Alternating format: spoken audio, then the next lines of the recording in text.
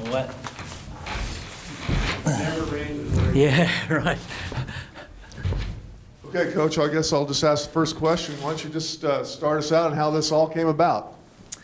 Well, first of all, I'm thrilled to be part of Oregon State and just part of the football program in Beaver Nation. And I've known Mike Riley since I played for him in 1991 for the San Antonio Riders of the World Football League back in, like I said, the early 90s. And have followed his career wherever he's been, and a coach that I know, who I went to school with, that coached with Coach Riley one year he was with the Saints, called me up and said, "Hey, Oregon State just lost their offensive coordinator.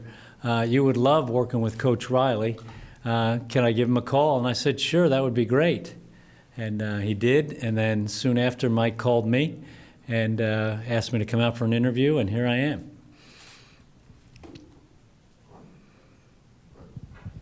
What was it specifically about this opportunity that kind of attracted you to it?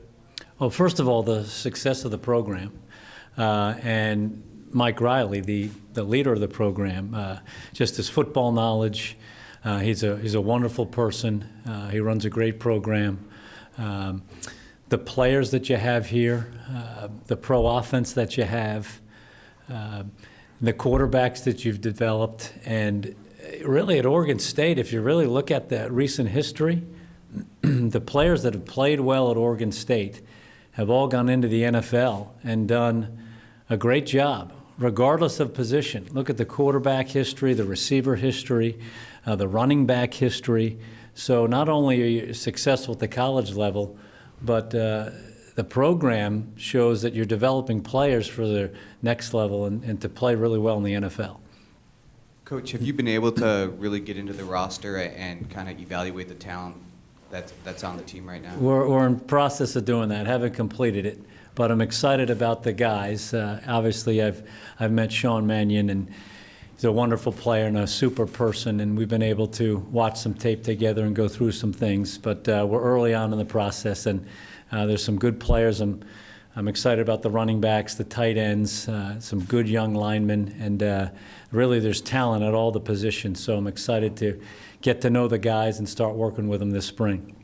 Hi, Coach. John Warren with the local affiliate, 1240 Joe Radio. Is it, when you look at this job, it's kind of becoming different than everywhere else. Everybody's that run, read option stuff, and Mike's still got us going with the pro-style offense. Does it make it a little easier to get some of those quarterbacks to come here who might be able to make it to the NFL? That this is one of the, it seems like the last remaining pro-style offenses? Well, history shows that look at all the recent quarterbacks that have gone into the NFL and played. I was at the Cowboys when Matt Moore came, and he certainly has done a great job now at Miami. So that part of it is attractive to quarterbacks, particularly ones that throw the ball very well. We will have enough variety in the offense to attract all types of players. So we are certainly going to evolve offensively to have a lot of versatility in what we do and use all the players, but keeping that drop-back type style is always good to attract those quarterbacks and to attract all types of players. When you come into a situation like this, do you slowly bring in some new wrinkles of your own and just go with what the offense currently is, or how quickly do you start to perhaps put in some of your own stuff? Well, it's an ongoing process, and here at Oregon State and with Mike's extensive knowledge of offensive football, we all work together. We all can bring up ideas. And we will decide together what we're going to do and what we're going to feature, both in the passing game and the run game. So, and it starts with the personnel that you have, what these guys can do, what they're good at, and then fashioning the offense to feature their abilities. Coach, what do you anticipate being some of the first initial changes you'll have to make adjusting from a lot of pro to now the college atmosphere? Well, you mean personally, it's just Not really much in football. Football is football.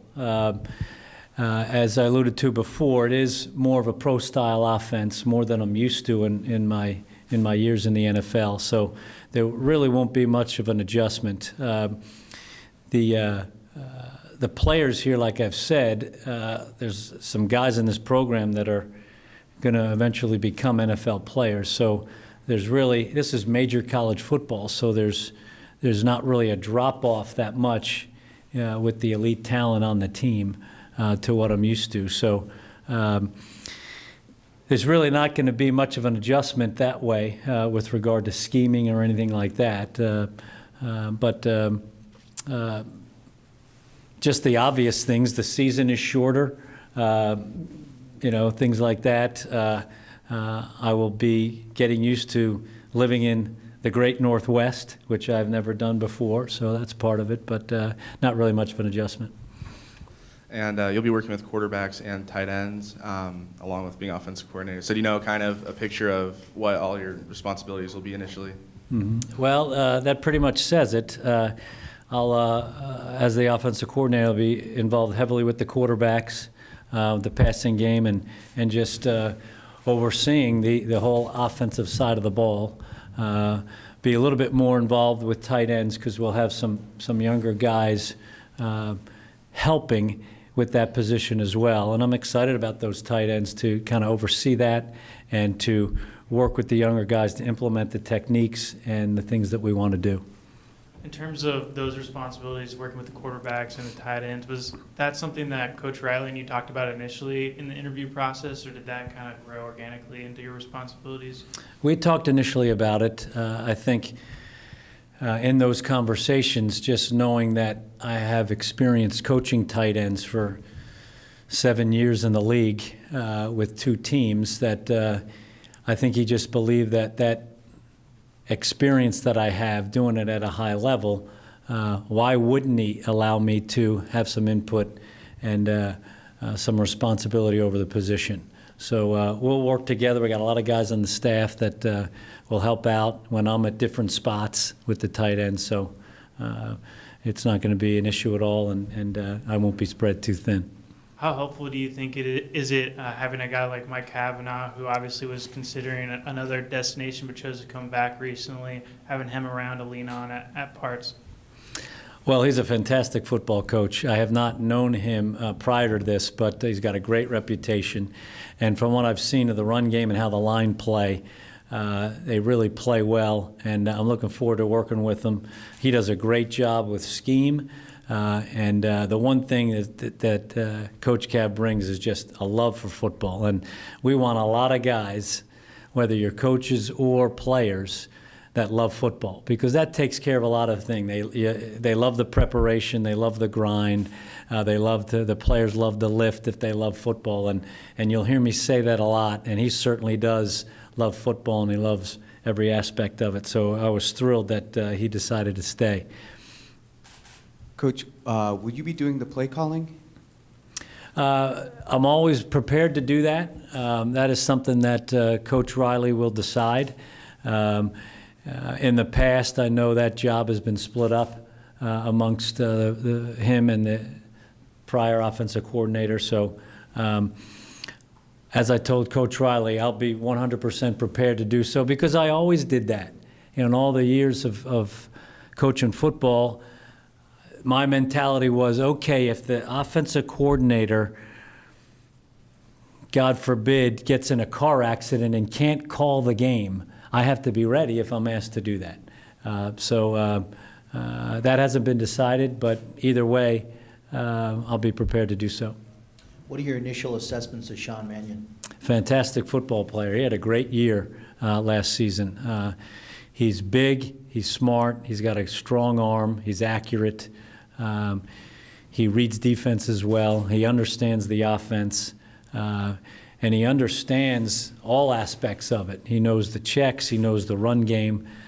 In the time that I've been able to watch tape with him, I'm really impressed. So looking forward to working with him and having a great year in 2014. Is it hard to look at film and see the #1 target and say he's leaving?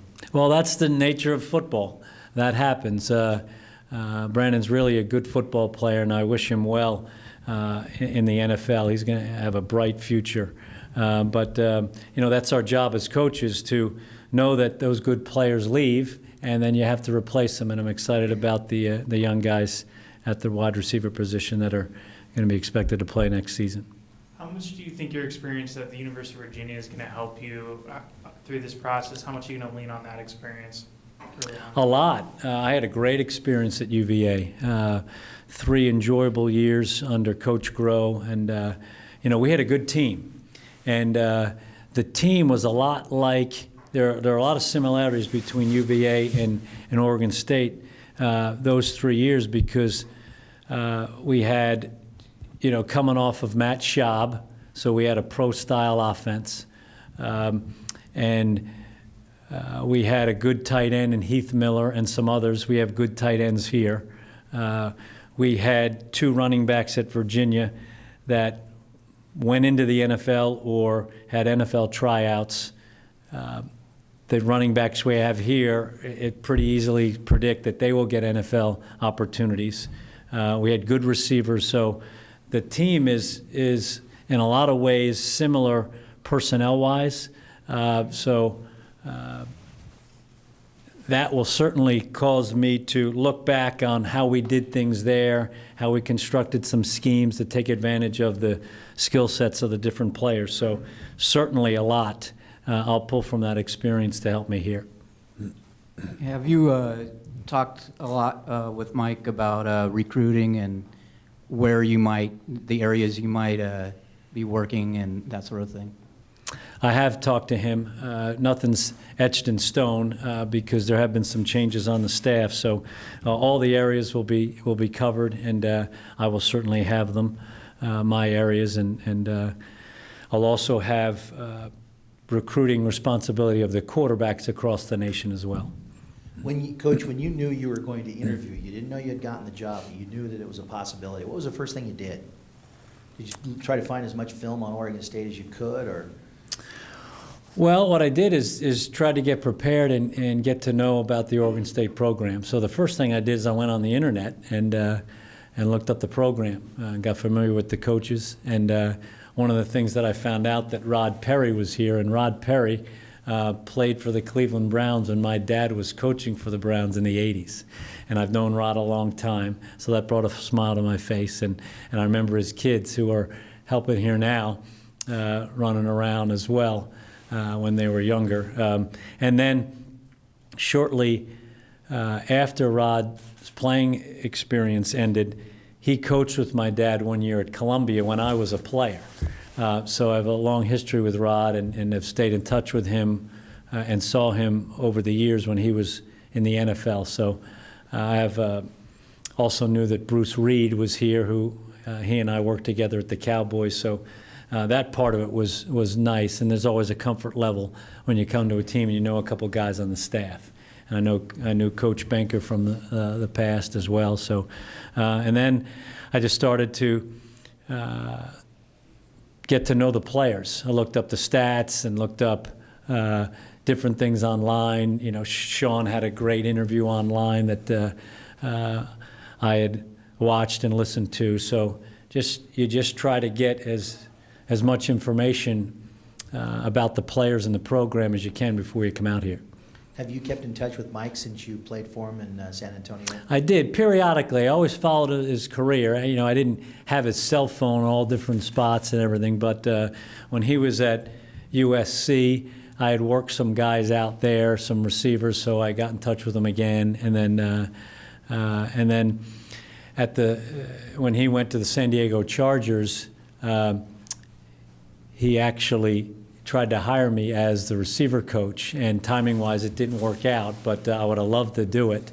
So I got in touch with him again there, and just stayed in touch with him when he was back at Oregon State. And you know, as football coaches, you know when it's the busy time of the year, and you really don't pester him with phone calls during the fall. But I did follow his career and stayed in touch with him periodically over the years. Do you know much about defenses in the Pac-12 conference, or is that something you put into your task to get ready for spring practice? Well, that's certainly one of the tasks.